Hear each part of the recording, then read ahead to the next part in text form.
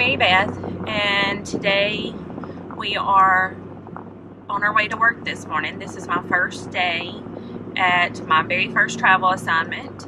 I'm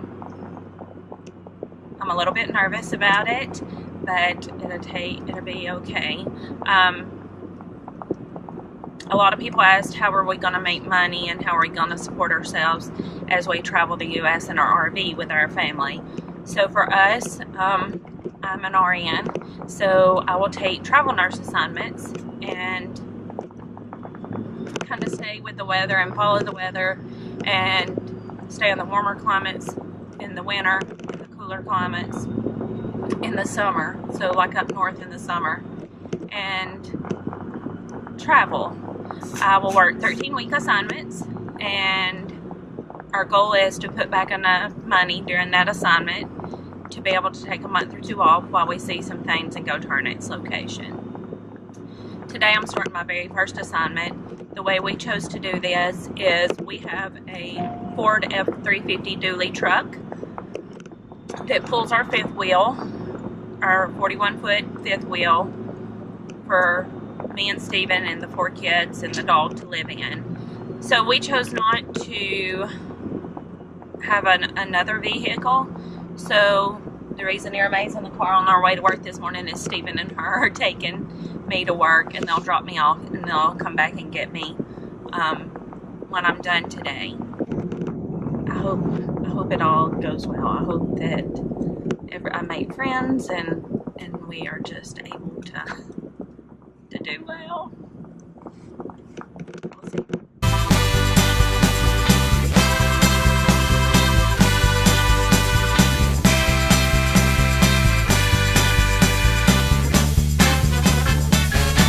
Good morning. Good morning there, May. Say it.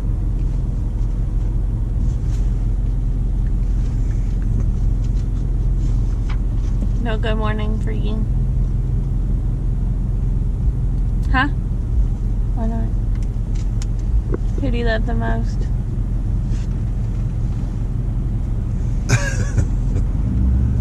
I love you too, baby.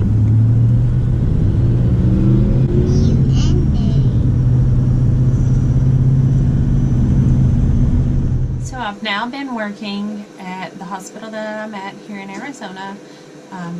This is my 3rd week. It has actually went pretty well, and everyone there is super nice and super friendly. They've been very helpful. It has been a little bit different transitioning from being a midwife and being the provider and calling the shots to being a nurse and having somebody else tell you what to do. It has been fine, but they do things a little different than I did as a provider. So that's been a little bit of a hard transition, but a welcome transition because if I had I'm getting more time with my kids and more times with my husband, and when I come home after my 12-hour shift, I'm not on call. I sleep better. I'm getting to rest, and it's not so much stress. So it's what we needed for right now. I'm going to tell you a little bit about travel nursing and how I do that. As most of you know, if you've watched our videos before, this is how we make our living. We live in our fifth wheel, chaparral, coachman, 41-foot travel trailer, full-time. It's me and my husband and my 4 kids and a dog. Everybody chooses a little bit different way to travel full-time and make a living. For us, I was an RN first, and then I was a midwife, so I'm working currently as an RN because I can use that as traveling. There's not as many midwifery opportunities to do that and travel. So we are I'm working our 12 to 13 week assignments, and then saving enough money, taking a couple months off, traveling around, and then working another assignment. So there's a few ways you can do this. I recommend that you talk to several recruiters, and then you kind of figure out some offer more travel expenses, some offer better pay packages, some offer different things as far as benefits. So talk to a few and get your get a feel for them and decide who you like best and who you have a relationship with. Then narrow it down to a couple or 2 or 3. Some companies, even though they might not be the company offering the job, they might have a contract with that hospital, and then so you can still apply through them to that hospital for that same job that another company has. And then you kind of narrow it down to a couple of recruiters that you kind of work more closely with, and then you choose one. I've included the card to the recruiter that I chose. Her name is Amber Washer. She was very helpful. And if you choose to use her or contact her, please just mention that I referred you. Mary Beth Dunn refers you, because that's one of the benefits, is you get a referral bonus. So kind of where you start with this on the whole travel nursing, you submit your profile. And the profile items for a job is your resume, which includes your work experience. You have to have 3 references. They prefer a superior, so like a charge nurse. For me, it was the physicians I worked with, or the director of the birth center. Then you have to include and submit, like scan in your licensure, your RN license, your whatever your highest degree of education license that is. And then you have to send in your certifications. All labor and delivery jobs that I applied for required your BLS and your NRP. Some also require your ACLS, which I have gotten since that time, and fetal monitoring. I had ACLS in the past and fetal monitoring in the past, but they both had expired, so I had to retake those. Some places also require stable, so if you have a little time before you're thinking about doing this, I would probably recommend going ahead and getting that so that it's just on your list. It just opens you up for more jobs. They'll want a copy of your driver's license, your social security card, and then there's something called Prophecy Competency Exams, which is just a series of about 4 to 5 exams that they want you to take, like pharmacology, fetal monitoring, just some general exams to kind of see if you're competent for the job. Then after you submit those things to a job, they'll call you and they'll be like, okay, so-and-so's got your application. They're going to be calling you within the next couple of days for an interview. Sometimes it takes a couple of days, and sometimes it takes a week before they actually call you for that interview. So just be patient. They do call. It just takes a little while. And then you have like these interview questions that you need to make sure and ask the interviewer. So the hospital name, the manager's name, the manager's phone number, what unit it is, the details of the unit, like how many patient beds is in the unit, what's the patient to nurse ratio, what's the expectations, your start date, is there any scrub requirements, is there a specific color that you have to wear all the time, or do you dress out once you get there, how long your contract is for, what shift you will be working, how many hours a week, and if you want time off, they want you to put that in. Like if you have, oh, I've got a wedding on this date that I need to fly home for, whatever, they want you to submit that with your application. And then after they decide that they're going to hire you, there'll be a whole nother series of things that you have to do to get the job. So a drug screen. So for me, what they did is they pay for the drug screen. They send you the order through email. You do. Can I finish my video real quick? Okay, go out. Thank you. Thank you. Go on. Hi. Go on, Hera. And so they send you in an email a lab order and the location of the lab in your area that you can go to for the drug screen.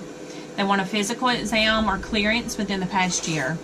They want a TB skin test, 2 within the last year, a flu vaccine or proof of a flu vaccine or a declination, a Tdap or a TDAP, proof of declination, positive titers for Hep B vaccine, MMR, or varicella.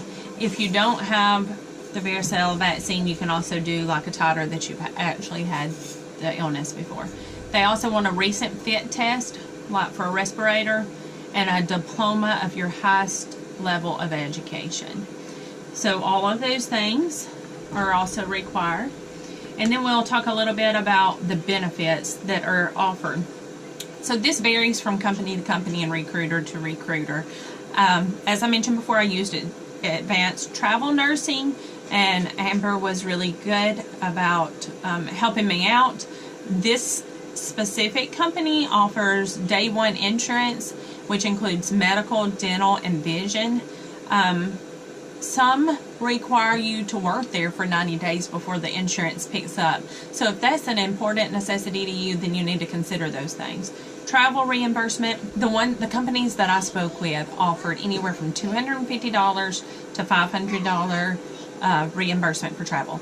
This was dependent upon how far you're traveling, whether you got the full reimbursement or not. For us, we were traveling almost 1,900 miles, so obviously we got the full reimbursement. They also, one of the benefits also is they usually offer some kind of reimbursement for education, certifications, licensures, medical reimbursement. I got $100 for that. So like I had to take the fetal monitoring class and my ACLS again. That money did not fully cover those things, but it did help. It was $100 to that. The company that I'm traveling with automatically pays for $20,000 life insurance that I don't have to worry about. There is an option for more. There is an option for long-term and short-term disability. They automatically offer 401k plan with up to 4% company matching, and like I said, a referral bonus if anybody calls them and goes to work as well. So the way the pay works, with almost everybody I talk to, this is kind of the way it is. They give you a base pay, which is usually, like, say, if the state of Tennessee, the base pay for the state of Tennessee for an RN is $20 an hour, that's what they're going to give you. They're not going to give you any more than that, because of all of that income is taxable income. So they give you the lowest that state allows an RN to be paid for the job. And then where the money comes in is weekly stipends. Those are non-taxable income, which truthfully eventually gets taxed at the end of the year, but it makes your weekly pay higher. So what I recommend is to take out the most allowances for the tax purposes, so you don't have to pay in at the end of the year. So generally, just to throw out some numbers, this has nothing to do with anything. You might get paid $620 a week for your 36 hours worked, and then you might get $1,500 for your stipends for that week, which would be $2,120 a week would be your gross income, and then taxes taken out. So that varies greatly. I had some quotes for $1,200 gross a week, and then in Northern California and some of the high needs area, $2,400 to $3,200 a week that you can make as a nurse. But what you also have to consider is it's based on needs in that area, so it can be rougher areas, and also the price of living in that area is also factored in. So those are things to find out. So one of the benefits that I had as a nurse is my home state is Tennessee. So I have something called a compact state licensure for it as my RN license. So this allows me to work in any of these states you see here without having to apply for a new license or get a new license. These are all for states that I can go in and out of and work without any complications, which was very nice. If you have any questions, feel free to message me or ask anything that you are wondering. Right now it is working for us, and we're pretty happy with this situation. We are able to, I work my 3 nights a week, have time with the kids and to do other things, and they try to schedule my 3 days in a row, and then I have 4 or 5 days off in a row, which is fabulous compared to what I was doing the past few years. And it's working. So as things come up, we may end up pursuing other arenas as far as income, but right now this is kind of a safe and easy way for us to travel and see what we want, and travel and see the things that we want to see, and spend time with our family and for our kids, and provide an education that they couldn't get at home. So if you liked this video and found it informational, would you please subscribe to our channel? Thank you. Have a great day.